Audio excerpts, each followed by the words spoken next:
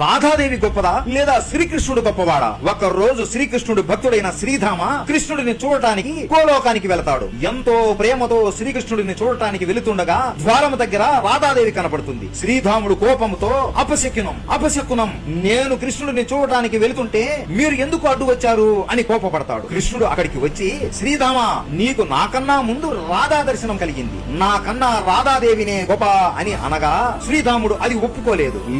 లేదు స్వామి, రాధా నామం కన్నా కృష్ణ నామమే గొప్ప, కావాలంటే నిరూపిస్తాను అని అనగా మొత్తం గోపికలు అందరూ వాళ్ళ చుట్టూ చేరుతారు. శ్రీధాముడు గట్టిగా జై శ్రీకృష్ణ అని అంటాడు. వెంటనే వాడిపోయిన చెట్టు మళ్లీ బ్రతుకుతుంది, చనిపోయిన మొక్కలు అన్ని బ్రతుకుతాయి, వాతావరణం మొత్తం మారిపోతుంది. ఆ తరువాత వెంటనే శ్రీధాముడు ఒక గుడ్డుని రాధే అని గట్టిగా అంటాడు. ఆ గుడ్డు కాలి బూడిదైపోతుంది. వెంటనే ఒక గొంగలి పురుగుని చూసి రాధే అనగా అది కూడా బూడిదైపోతుంది. వెంటనే ఒక పుకోడిని చూసి రాధే అనగా అది కూడా కాలిపోతుంది. ఇక చివరిగా ఒక సీతాకోక చిలుకను చూసి రాధే అనగా అది కూడా కాలి బూడిదైపోతుంది. చూశారా కన్నయ్య, రాధే అనే పేరు పలకగానే 4 జీవులు మీ కళ్ళ ముందే చనిపోయాయి. ఇది అపశకునం కాకుంటే ఇంకేంటి అని అంటుండగా కృష్ణుడు నవ్వుతూ ఉంటాడు. గోపికల గుంపులో నుండి ఒక చిన్న పిల్ల పరిగెత్తుకుంటూ వచ్చి దయచేసి ఇంకొకసారి రాధే అని పిలవండి అని అంటుంది. శ్రీధాముడు ఇంకొకసారా, ఎందుకమ్మా ఈ